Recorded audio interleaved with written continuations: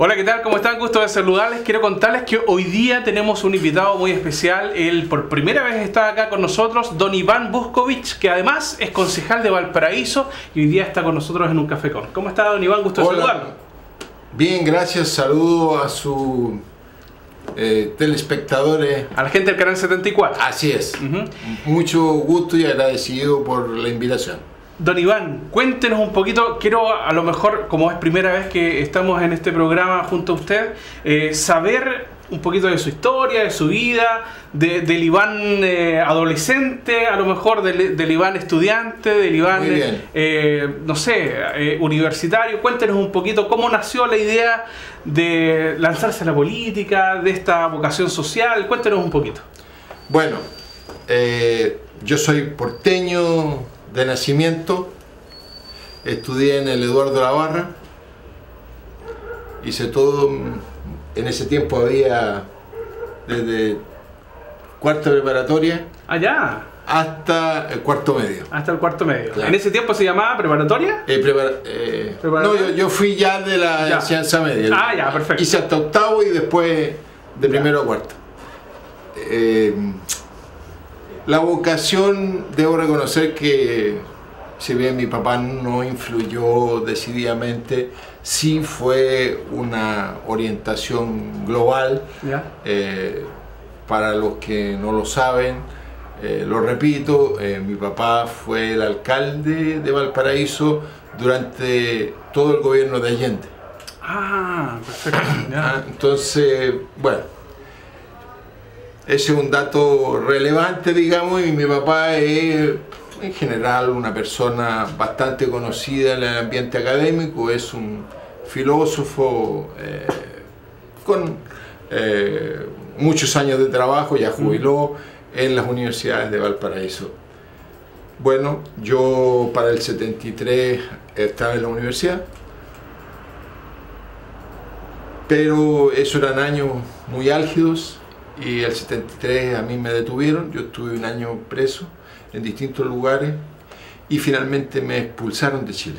O sea, la vocación social nació desde muy pequeño, sí, o sea, nació junto de la mano del papá. Así es, así es. Esa es la realidad. También, naturalmente, hay el desarrollo que cada uno hace en la vida, las opciones que uno va tomando. Y como te digo, estuve un año preso y estuve en los barcos, después en Coyihuay, bueno, en Chimapalma, en distintos lugares. ¿Cómo fue todo ese tiempo? No sé si valdrá la pena que les contemos esa parte que es bastante negra, porque es la parte negra de la historia de Chile, digamos. Me imagino que sí, pero más allá de eso, veamos la parte a lo mejor personal. En el caso mío, una situación bien excepcional, porque mi papá estuvo 3 años preso. 3 años. Mi hermana, da las circunstancias, yo tengo una hermana menor, que es la única hermana que tengo, tuvo que salirse del liceo, bueno, pudo seguir estudiando, ella estudiaba en el Liceo 1 de niñas, y tuvo que dar los exámenes como estudiante libre, en fin, fue bien, en lo personal fue muy catastrófico como familia, porque además... Se dividió absolutamente. A mí me echaron, y aproveché una beca que me dieron los rumanos, y me fui a estudiar economía a Rumania. ¿Economía a Rumania? Sí. Y terminé la economía ya. Y mientras estaba estudiando llegaron mis papás a Europa. ¿Fue la opción o fue parte de la vocación? Yo siempre quise estudiar economía, eso sí, estaba completamente decidido. Tuve 2 alternativas en el fondo para escoger. Una era elegir estudiar en Yugoslavia, en ese tiempo todavía existía Yugoslavia, o estudiar en Rumania. Me decidí por Rumania por un tema estrictamente pragmático y preferí irme a Rumania. Allí yo terminé mis estudios, en el interín llegaron mis padres, exiliados también, ellos a Italia, y yo estaba en Rumania. Ya había perdido harto tiempo entre la prisión, aprender los idiomas y todo, dije mejor sigo estudiando, mi papá también me dijo no hagáis nada, y yo terminé la universidad en el año 80. Como buen papá le dijo, estudia nomás, preocúpate de estudio. Claro que sí. Y en el 80 yo, durante todo mi exilio, pesó sobre mí la prohibición de volver a Chile. O sea, la famosa L que teníamos en los pasaportes de los chilenos, que nos impedía volver al país. Y no podía regresar, y terminada la carrera en Rumania, ya teniendo el título y todo, mi papá hay que recordar, en esos años era la época en Italia de la Brigada Roja, y que mucha efervescencia de las universidades, me dijo, ¿sabéis qué? No es bueno que te venga aquí, sino que sigue estudiando. Y me fui a hacer un doctorado en economía, pero a Moscú, a la Universidad Estatal de Moscú. O sea, conoció unas realidades totalmente distintas a lo mejor lo que había en el país, por supuesto. Obviamente. Y yo terminé mi doctorado en el 85. Y todavía me quedé unos años más viviendo en Moscú, trabajando, digamos, en la especialidad de economía, pero trabajando para empresas extranjeras en Moscú. ¿Cómo era la realidad de la vida en esos años de Moscú de la década de los 70? Estamos hablando de los 80 ya.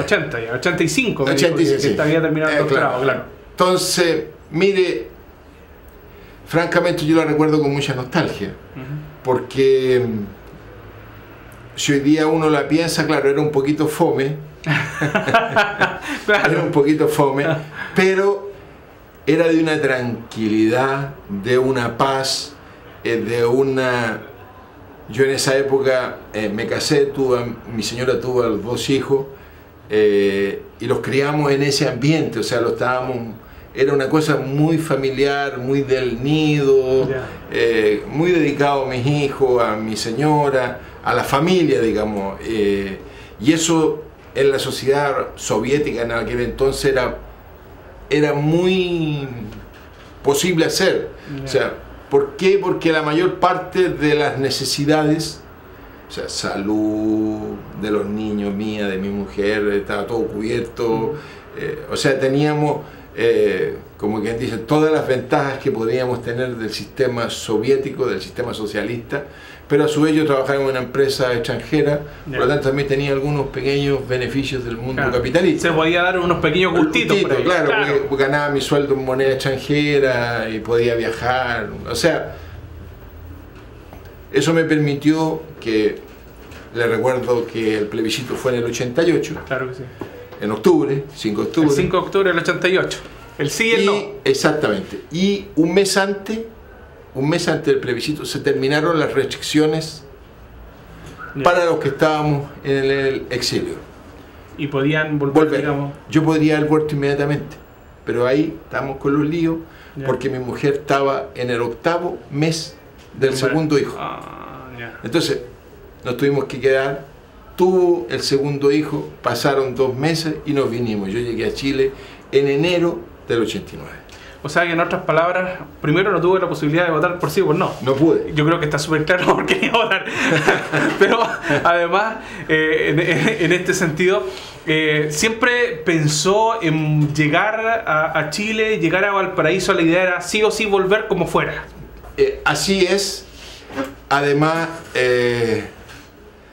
los amigos que son más alejados de la política me decían, oye, pero ¿cómo es la cosa si tú tuviste la posibilidad de conocer otras cantidades de otros países, otras realidades, claro, y otras mujeres? Claro, yo opté finalmente siempre por estar con chilenas. Claro. Porque siempre tuve claro que quería volver a Chile. Entonces, aunque parezca raro, yo tengo 3 matrimonios a la espalda, y las 3 son chilenas. Y la verdad es que eso está condicionado por este hecho, que yo siempre tuve la idea, nunca perdí el vínculo, más bien al revés. Mientras estuve en el exilio, yo soy militante de la Juventud Comunista y después del Partido Comunista desde muy joven, y ese vínculo era muy fuerte, y en esa época era particularmente fuerte porque teníamos una relación, pues hacíamos campañas de solidaridad con Chile, juntábamos plata, hacíamos miles de cosas para denunciar a la dictadura. Yo me moví incluso por Europa, en otros países, haciendo campaña, en fin. Pero le quiero decir que eso naturalmente me hacía cada vez reiterar mi vocación de querer volver, y si no volví antes fue única y exclusivamente por este hecho de que estaba impedido, y haber vuelto me hubiera significado volver en condiciones de clandestinidad. Y yo la verdad que no me preparé para eso, sino que me preparé en el mundo de los números, de la economía, y me concentré en eso y trabajé en eso y tengo expertise y a eso me he dedicado. Y eso me permitió finalmente volver a Chile, como le digo, en el 89, y desde que volví trabajé en mi especialidad. Los primeros 3 años los pasé en Santiago, porque allá tuve posibilidad de conseguir trabajo. Después me trasladé para la región y trabajé en la empresa Cambiaso Hermanos. Fui su primer gerente. Aquí cerquita, donde... No, en ese tiempo estaba la oficina. Las oficinas eran de Valparaíso, ahí en la calle Yungay, entre Yungay y Brasil. Yo fui su primer gerente de exportaciones. Después me llevaron a Ambrosoli, cuando era de la familia Ambrosoli. Fui uno de los gerentes de exportaciones de Ambrosoli. Y después trabajé un tiempo en una empresa Ilco Virutex. Sí. Y después me instalé independiente con un negocio. Durante 10 años estuve con socio y tal. Y que como proyecto empresarial no terminó muy bien.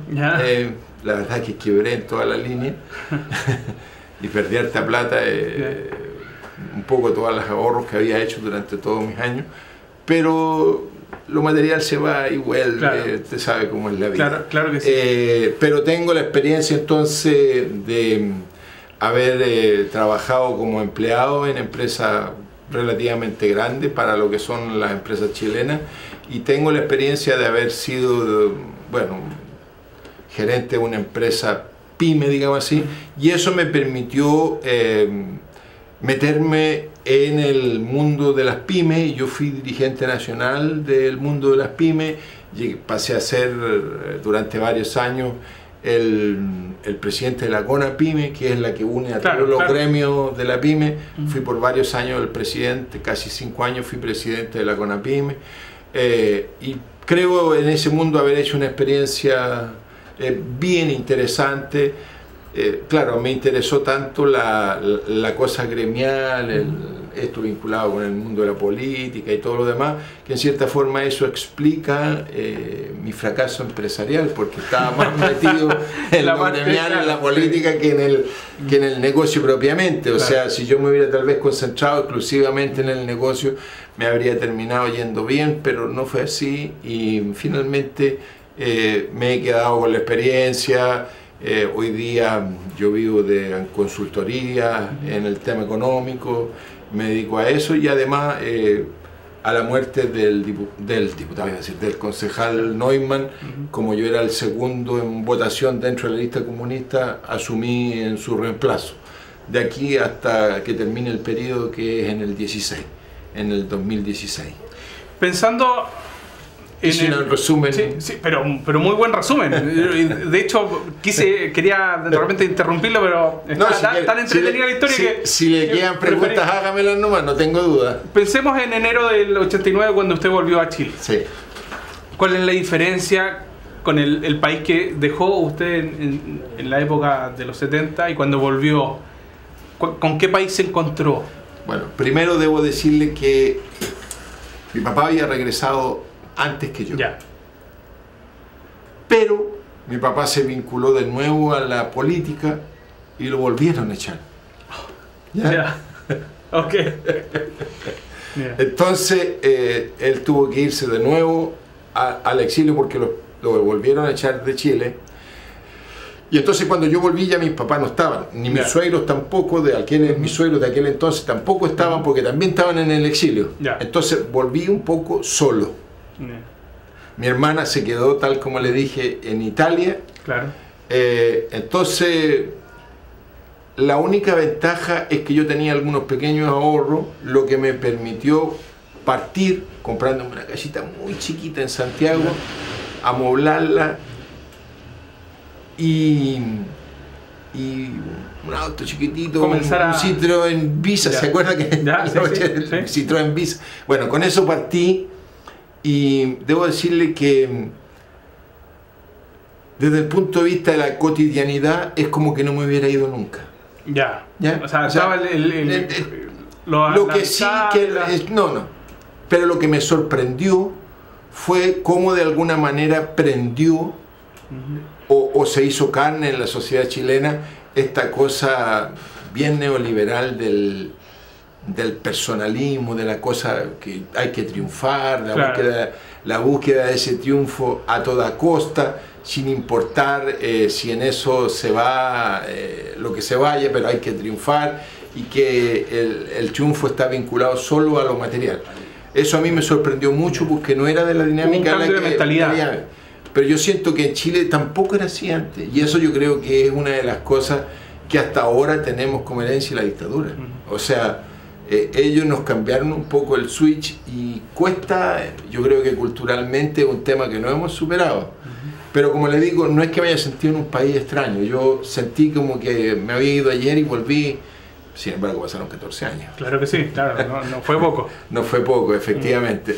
Pero tengo la sensación de que me costó insertarme con esos valores nuevos que eran esto de la cosa personalista, de buscarle rápidamente solución por la vía de la personal, digamos, no de los colectivos. Yo siempre lo había hecho todo pensando en cosas más colectivas, en proyectos más colectivos, pero bueno, son las experiencias. Yo creo, como le digo, que es un tema desde el punto de vista cultural que tiene que ver con este modelo neoliberal que nos hace competir tan fuertemente y que hace que de repente los proyectos individuales como que son lo principal y no las cosas más colectivas. Y en ese sentido yo tengo que decirle que eso fue como que lo que más me choqueó, digamos, ¿no? Y todos los cambios que tuvo el modelo, en el sentido de que la salud ahora era privada, las pensiones y todas estas cosas que, viniendo del mundo de donde yo venía, pues yo me vine directo en un vuelo de Moscú a Santiago, esas cosas no eran tema en esa época. Claro. Piense usted que en la Unión Soviética todo eso estaba resuelto. Entonces no había, no te lo pasas por la cabeza, no es tema. Claro. Entonces fue efectivamente para mí un shock desde ese punto de vista, pero yo creo que rápidamente lo pasé y me dediqué, como le digo, a trabajar desde el primer día. En la especialidad me conseguí un trabajo en una empresa, después en hora, y así como le acabo de contar. Pero esa es la cosa. Usted habló dentro de la conversación del concejal Neumann, y bueno, me gustaría también que pudiéramos ver el legado que dejó don Alberto Neumann acá en Valparaíso, porque de hecho fue un concejal bastante querido dentro de la comuna, por su profesión, por lo que él hizo también, de atender gente, mucha gente gratuitamente también. O sea, podíamos conversar un poquito respecto a eso. Sí, cómo no, encantado. Yo lo primero que tengo que decirle que efectivamente todo lo que usted dice es verdad. O sea, Neumann era un nefrólogo bastante conocido, atendía, tal como usted dice, mucha gente de manera gratuita. Yo tengo que comentarle que él fue, en ese tiempo se llamaban regidores, él fue regidor en Casablanca, y después fue regidor en Valparaíso. Y el golpe lo pilló siendo regidor en Valparaíso. Él se tuvo que ir al exilio y se fue a Alemania. Y volvió a ser candidato, y era de los pocos candidatos. Piense usted, nosotros en esa época escogíamos del orden de 40 concejales en todo Chile. Hoy día somos un poco más de 100. Claro. Con los cambios que han tenido el sistema de elección de los concejales, y con el peso que ha ido recuperando en cierta forma el Partido Comunista. Pero sin irme de la pregunta a propósito de Alberto Neumann, quiero decirle que además era un destacadísimo profesional. Estuvo en el primer equipo de los trasplantes que se hicieron en Chile, estuvo en el primer equipo que crearon equipamiento para reemplazar la función hepática, claro. Estuvo en los primeros equipos que se hicieron en Chile sobre esta materia, o sea, un médico renombrado, digámoslo claramente. Y tal como usted lo señala, muy querido por la gente y con unas posiciones muy claras, me parece a mí, respecto de lo que tenía que ser el futuro de la ciudad. En ese sentido quiero decirle que Alberto fue un tenaz enemigo, por ejemplo, del Mall Barón. Un tenaz enemigo del... Él defendía muy enérgicamente sus ideas. Exactamente. Sí. Y yo heredé en la municipalidad todas las comisiones que tenía él. Ya. Por tanto, me toca a mí hoy día llevar la comisión de finanzas, que tiene que ver con todas las lucas que mueve el municipio. Pero déjeme contarle, con Alberto, yo seguí el legado de él en esto del mall, yo también soy un opositor a la idea, y creo que no le va a hacer bien a la ciudad, pero también hay que tener cierto realismo. Y yo lo que veo es que el gobierno está como girando en este tema y como que van a darle la pasada para que eso se construya. Yeah. Y yo espero que a lo menos se consideren todas las recomendaciones que ha hecho la UNESCO en el sentido de proteger la bodega Simón Bolívar, y lo que se haga sea cuidando ese bien histórico que tiene la ciudad, que es todo la bodega Simón Bolívar, y que lo que se haga sea de acuerdo a lo que finalmente nos ha recomendado la UNESCO hacer para cuidar esa parte de la ciudad. Creo que eso es muy importante. En eso, como le digo, yo quiero reconocerle, fue un tenaz opositor en estas cosas al mall. Yo he tratado de continuar esa línea, como le digo, y creo que hay otros temas en los que Alberto también era muy jugado. Usted sabe, nosotros tenemos un déficit estructural en el financiamiento de la educación municipal, que significa que hay que pasar recursos desde las arcas municipales a la famosa corporación, claro, para financiar la educación. Siempre me ha parecido que es una cosa aberrante, pero no hay otra solución. O sea, por suerte, claro, por suerte, hace 6 años, también a instancias del mismo Alberto, la municipalidad se manifestó en el sentido de desmunicipalizar la educación. O sea, que finalmente le pasemos los colegios al Ministerio de Educación o a la instancia que se va a crear para estos efectos, porque de verdad es un fardo muy pesado que lleva sobre sus hombros la Municipalidad de Valparaíso. Quiero decirle que la educación es un costo muy alto que hemos tenido que pagar. Nosotros hemos perdido la mayor parte de los bienes tratando de pagar deudas vinculadas al pago de emolumentos de los profesores, o sea, partes que se habían dejado sin pagar, deudas finalmente que hay que pagarlas, y que hemos perdido el estadio, lo que teníamos al frente del estadio, otras instalaciones, en fin, y ahora vamos a vender el Palacio Lyon, o sea, pero así todos seguimos con un lío. Ahora, por suerte, la desmunicipalización ya es casi un acuerdo unánime de las fuerzas políticas de Chile. Entonces nos vamos a sacar esa dificultad de encima, esa mochila con piedras, ¿qué quiere que le diga? Porque es una mochila pesada. Claro. Porque a ver, para que usted me entienda, la corporación, si la municipalidad no le hace aportes, tiene un déficit mensual de 500 millones. Así de claro. Así de claro. 500 millones. Ya, nosotros no los podemos poner 500 millones porque no los tenemos. Y lo que hacemos es que les ayudamos a pagar los sueldos nada más. Pero ese 20% adicional, y eso no significa pasar todos los meses 200 millones de la arca de la municipalidad para que la corporación pueda pagar los sueldos. Esos son 2.400 millones que hay que pasarle al año para que puedan pagar los sueldos. Pero claro, estamos con el lío que les debemos los costos previsionales. Claro. Y que hay que pagarlos también. Entonces, estamos en toda una campaña para tratar de solucionar esas dificultades. Y por primera vez este año recién han estado un poquito mejor hasta cierto punto. Hasta cierto punto, ya digamos, es relativa la cosa. Pero por lo menos, mire, se quebró un poquito la tendencia. Porque sí, no.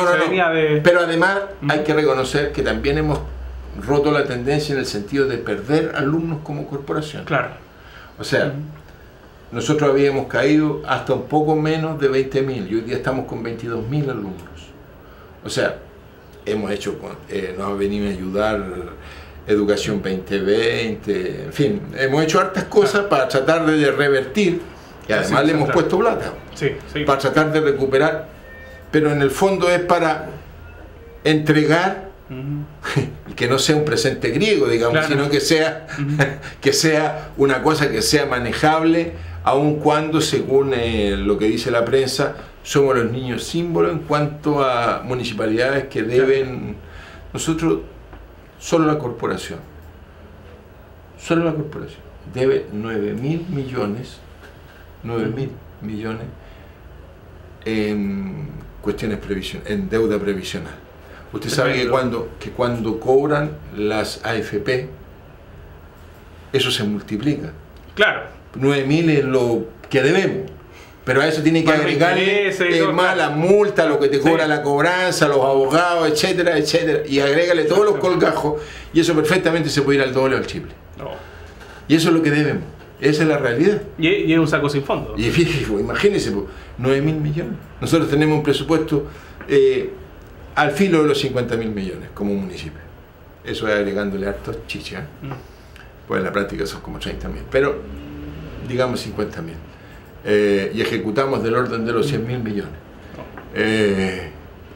Pero ahí toda la plata es presupuestada, o sea, no es que tú tienes plata libre como para poder hacer el juego de Viena, como se puede hacer en una empresa. Aquí todo es plata de presupuesto, todo está reglamentado, todo es... mucha gente cree que es porque son puros ineficientes o puros pinganillas, delincuentes, poco menos, y no, hay mucha restricción que imponen los mismos sistemas de control. La gente te dice, bueno, ¿y por qué no contrata la municipalidad? Porque hay restricciones, tú no puedes llegar y meter gente. Las plantas tienen una determinada norma, tú puedes tener tantas personas. Los trabajadores a contrata es un determinado, los trabajadores a honorario también es una determinada, está todo eso reglamentado, obvio, pues. Claro. Entonces tenemos una corporación, claro, nos ayuda a resolver el problema de las personas, porque nos resuelve cómo contratar gente para resolver. Nosotros hicimos un compromiso de que no íbamos a incrementar a nadie más en la planta esta de la Cormugal. Pero miren, les voy a contar. Se nos han ido 2 personas de los juzgados. Se han ido, pues, se aburrieron, no quisieron seguir trabajando y eran plantas. No eran plantas, perdón, eran contratas. ¿Cómo los contratamos? No los puedo meter porque no tenemos cupo en la planta. No hay cupo en la planta. No hay cupo para hacerlo como municipalidad. Claro que sí. Como contrata ni como honorario. Pero el juez te dice, oye, pero mándame la gente, yo necesito la gente. Claro. Bueno, ¿y cómo los contratamos? Además hicimos un compromiso que no íbamos a meter a nadie más en la Cormugal. Entonces estamos con un lío. Porque el juzgado, le puedo decir hasta cuál, si me apuro un poquito, tiene 2 cupos que necesitan contratar, tienen la plata pero no hay cómo hacerlo. Entonces, pues claro, porque las personas se fueron, o sea, la plata está. Sí, claro. Está presupuestada. Claro. Entonces, ¿cómo lo hacemos? Por supuesto, sí. Entonces, estas son las dificultades, si usted quiere, que nos amarran de mano por ser un servicio fiscal y ser platas públicas, ¿me entiende? Que hacen que muchas cosas que la simple lógica pudiera decir, oye, pero si es lo más simple, contrátelo. No puedo, tengo limitaciones. Y si lo hago, para decirlo en castellano castizo, meto la cabeza al water. Porque eso es rápidamente infracción y la Contraloría te cae encima. Si tú tenés Claro que sí. Determinado todo esto. Entonces, hay muchas cosas que la gente, así sin mucho conocimiento de cómo son estas cosas, piensa que fue el primer gran choque mío con la... Yo venía del mundo empresarial a meterme aquí al municipio, claro. Y yo decía, bueno, hagamos esto así. No, es que esto no se puede por esto. Sí. Esto tampoco se puede.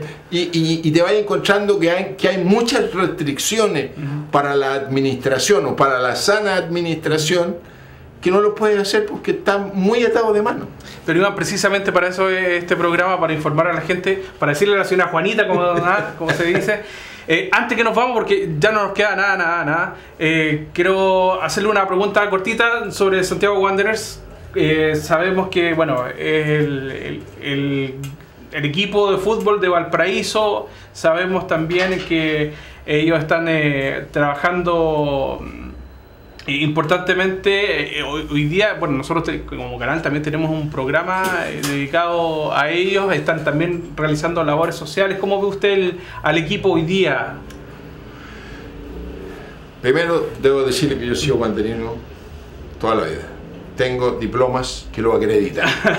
Y voy al estadio, ustedes me han visto, yo voy al estadio, o voy a la galería o voy a la tribuna. Pero siempre estoy. Y cuando no voy es por alguna cosa muy seria. ¿Por estar enfermo? No, porque a veces cuando tocan con actividades del partido o cosas, tareas del municipio, no he podido ir. Y no con licencia médica, pero no más. Exacto. Pero si no voy yo, están mis hijos, inevitablemente los dos, y son famosos ahí en el estadio porque creo que son las personas más groseras que van al estadio. Pero bueno, mire, yo tengo serias aprensiones respecto a la sociedad anónima. Yeah. Pero por otro lado, lo que está haciendo el club, toda esta pelotera que hay entre los dirigentes, tampoco me es muy concebible. Claro. O sea, me es inconcebible que habiendo entregado la administración a terceros, a terceros interesados, digamos, porque ellos van buscando lucro, para que nos entendamos. O sea, es una empresa. Es una empresa y como empresa es completamente plausible que ellos busquen su negocio. Afán de lucro. Afán de lucro, sí, estamos claritos y es así.